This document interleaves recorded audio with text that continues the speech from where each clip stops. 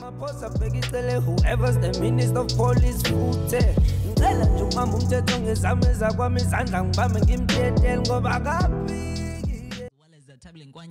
was working from home all the way in PMB. But right now, I did say that we're going to be having a conversation just after 7:30 with the first ever of its kind of one of the people who will be featured on the Maskandi Takeover reality show that's happening between Saturday and Sunday on SABC 1 this weekend. But because I don't want to give it to you that easily, I want you to work for it. And also because it's Heritage Month, I want you and I to play a little game to find out how well do you know your traditional music. DYR 1051, your music, your station.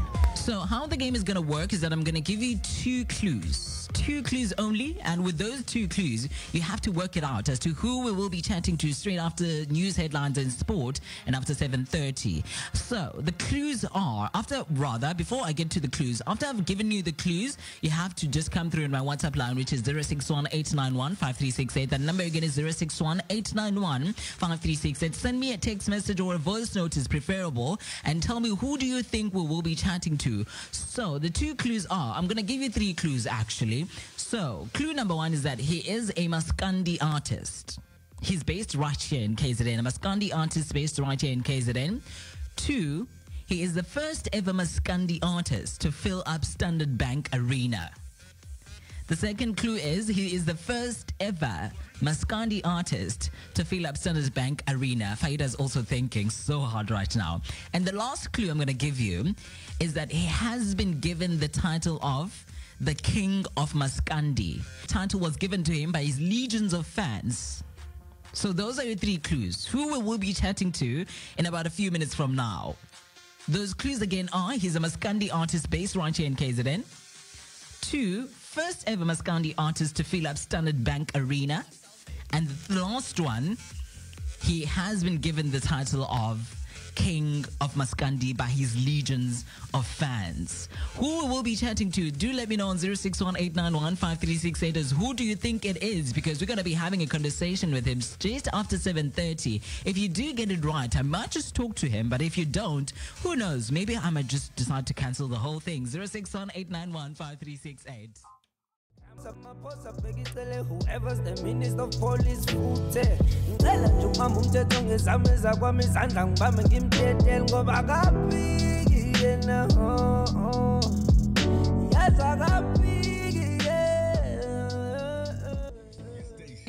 SABC 1 will be broadcasting a docu-reality show, two of the biggest Maskandi music stars in South Africa. And one of them is none other than Mthandeni IGcokama, also known as Ushuni Ukamaskandi. The viewers will be taken into their lives, as well as they'll be forced to reckon with their past actions and man-family ties, all while taking on new business ventures and reaching new milestones in their iconic careers. The shows will premiere on the 18th as well as 19th of September this year, respectively at 7:30 on SABC 1. And right now on the do have none other than Mthandeni IGcokama. That is his full name. You might know him as IGcokama Elisha, and also you might know him as the first ever Maskandi artist to fill up Standard Bank Arena, and he is also known as the King of Maskandi. Mthandeni, are you there?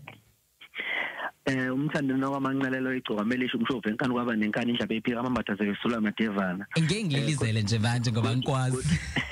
Good morning everybody. Kunjani? Ngikhona kunjani? Siyaphila. Oqala nje angithathe leli thuba ngibonga ukuthi uvuke ekseni walibamba ucingo lethu mesifuna ukukhuluma nawe.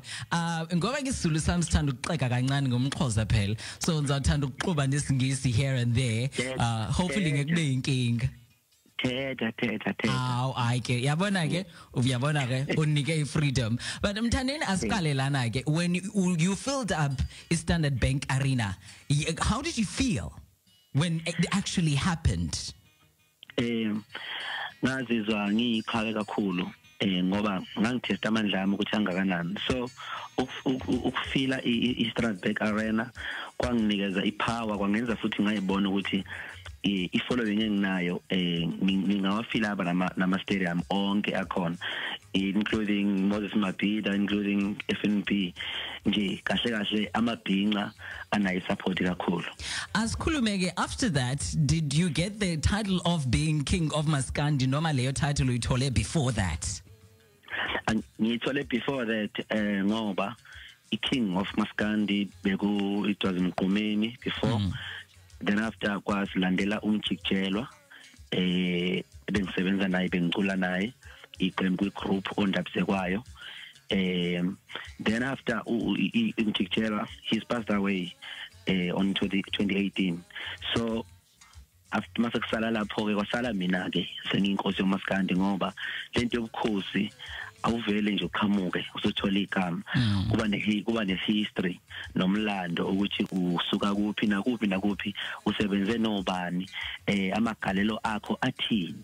Inkosi yomaskandi ke ngani ke ngesibindi enginaso, kube yinkani, kube ingoma engishayayo, bese kuba nje ukuthi vele ngi-influencer amabhinqa onke agqoka njengegcokama Elisha. Asikhulumeke about the passion onayo about not just umaskandi but also ukuba ibhinqa. You fuse those two into your music and the visuals that we see of your music videos.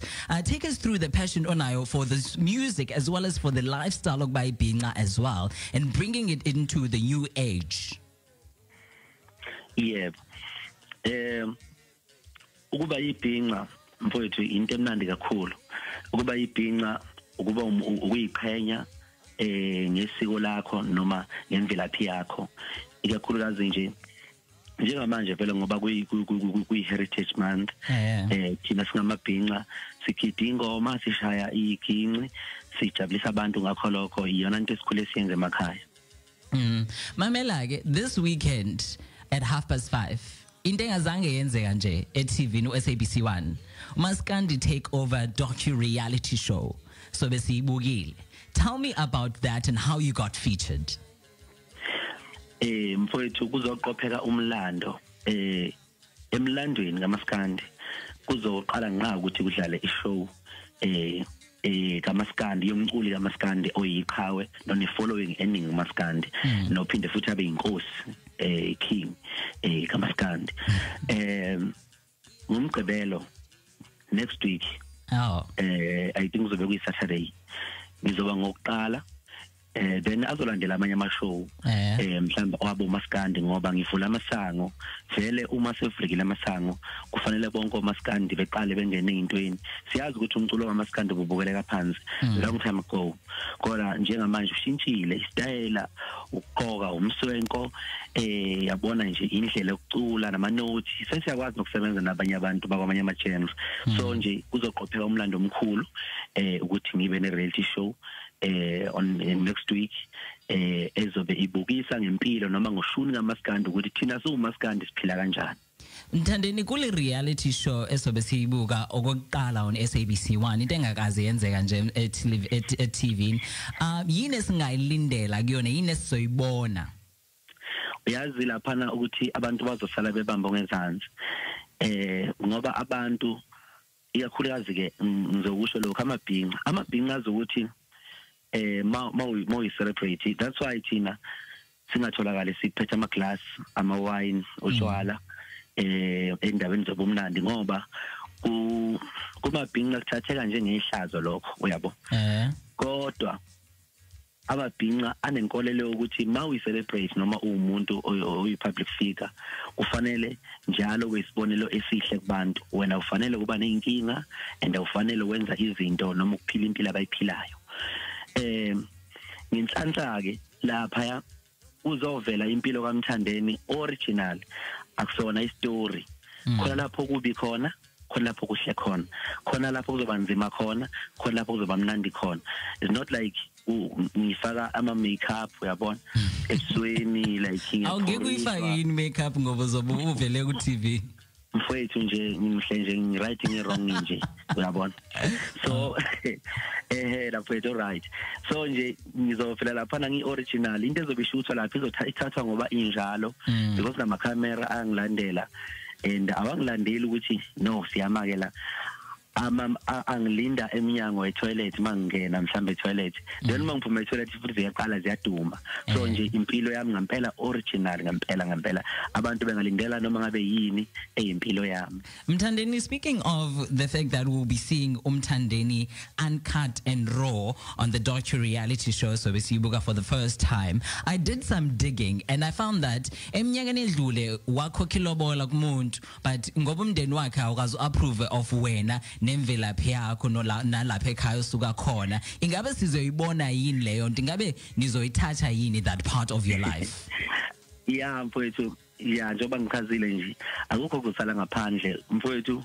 Njengomfana usemncane nginamacala nami emizini yabantu ngikhona lapho thola ukuthi khona mhlambe ngimithisa khona nginabantwana then labo bantwana ngibagcinela izinto abanye babo angibagcinela izinto ngezathu mhlambe seyingxabano phakathi kwami noni nababo uyabona kodwa ngiyayithanda ingane zami ngiyithanda ifamily ziningi izinto eyinqinamba engibhekana nazo phambilini ngilikhokhile impela ilobolo ngasho ngathi nomzana emzini wendoda kodwa ngenxa ukuthi ke nami ngangisemncane futhi ngi-under pressure ngoba lapha ekhaya umama wami uhamba nge-wheelchair umama wami uMashando ongizalayo walimala engozini yemoto 1993 ngangina 5 years ngisemncane kakhulu ngimkhumbula kancane nje esahamba ngezinyawo zakhe so nakhula ngine pressure ukuthi ke ekhaya kithi akekho umakoti akekho oganiwe nakubafowethu ababekhona ngaleso sikhathi ngagcina ke manje ke ngikhipha amalobolo ngokukhulu ukusheshsha ngenxa ukuthi ngifisa ukuba nomakoti ngifisa ukuba nomuntu ozonakela uma ozobheka ikhaya kanti kwasho ukuthi ngisheshe ngathatha ngamawala mase ngibheka ngiyabona ukuthi ayi ifamily engilobole kuyona noma ifamily engikhanda ukuhlobo obuhle kuyona inakho uku-undermine i-background yami ngoba vele ekhaya sikhuye sisekhaya nje kuyikhaya nje lisokolayo kakhulu bengekho impilo right ekhaya yabo so isimo kanti sizoshintsha then ekhaya manje kusemall uyabona ngenxa yakho nje phila kahle so uNkulunkulu emuhle washintsha impilo yasekhaya washo ukuthi ayi vele sekukolapsile mina lapha sekhweni lami. Asike sikhulume ke ngokuthi ngoba ngiyazi ukuthi unayo interest encane kwisithembu, ingaba sizoyibona yini naleyo? No, actually akunayo interest kwithembu mina. Oh, sizokwenzeka sona. No. No, akunayo interest kwithembu kodwa genre ngikuyona vele ichaza ukuthi ngiyasithanda isithembu and ichaza ukuthi ngikholwa kaShembe. I know that. But Mthandeni, before I let you go, ngiyazi ukuthi uqeda kulontsha i-app lapho uzama ukuphusha khona ama-boundaries in terms of ukuthatha umculo kamaskandi ne-lifestyle yakhona uyifake into the digital era. Ngicela ungitshele kabanzi ngalokho bese ungiqedelela ke ngokuthi ingabe nalokho sokuthola yini osukubona kancane on the docu-reality show. Yeah, no, ngingayenza i-app kodwa i-app kwakuyimizamo nami ukuthi ngihlanganise abantu abangithandayo ngoba njengoba nje sikhula njalo ne-technology improve day and day so abantu kubalekile ukuthi mawuhamba uya kumakhampani ngoba njengomuntu onama-endorsement njengomuntu oyinxusa lezinto eziningi ezihlukene njengomuntu futhi oyi-brand enkulu ngakho sengibuka ukuthi no le following enginayo kufanele ngigroupe ibe ndawonye lokho singakwenza ngani singakwenza nge-app ukuze mangiqhamuka noma even overseas mangithi nansi i-app nansi following enginayo ukhulumeke ngento ngabantu engibaphethe ngoba i-app umuntu ungena nama-details akhe onke aphelele awufani u-app awufani nama-numbers lawa abuya athengwe on social media like uFacebook njalo ngoba lapha kuyenzeka umuntu avule i-account akufollowe then after alahle ifoni akhohlwe ne-password yabo so uthola ukuthi wena unama-numbers amaningi kodwa lama-numbers uno 10% out of 100% yabo. Mthandeni, before ngikuyekele uhambe and carry on with your day, singakuthola kanjani ku social media? On social media on Instagram Mthandeni _King IGcokama Elisha Manqele on Facebook food same thing Mthandeni lo thando Mthandeni IGcokama Elisha Mthandeni bese kuba no King ukhona uKing ulandela uMthandeni bese kuba ke IGcokama Elisha station name sami bese kuba umanqele ke isibongo sami awukho ku Twitter yini nikhona futhi ku Twitter ithini handle yakho khona lapha yeah nakhona Mthandeni _ Mthandeni, thank you so much for taking time to chat to us this morning. Looking forward to the 18th of September at 5:30 on SABC1. Well, we'll sabiskopha umlambo khona. Okay, silungisela uhleshile akuseyona 18 because ihleshile. Yeah, postponile ngoba khona ubulungiso obuncane bebusenzeka khona. Next week actually Saturday on 5:30 njalo ngomgqibelo ngiseza nje nengoma ethi njalo ngomgqibelo hlala neGcokama Elisha ushumi kaMaskandi iphuma nini C1 Mzansi for sure iphuma nini yona ingoma I know ingoma ngizoyenza nje no kahlahle ngirelease ngoDecember ngoNovember kodwa ingoma engizoyenza eyokuthi accommodate abantu nje ukuthi bebejabula kwesikhashana futhi bebuka nohlelo lwenkosi yoMaskandi. Mthandeni sibonge kakhulu nje. Siyabonga kakhulu Ntombi siyabonga.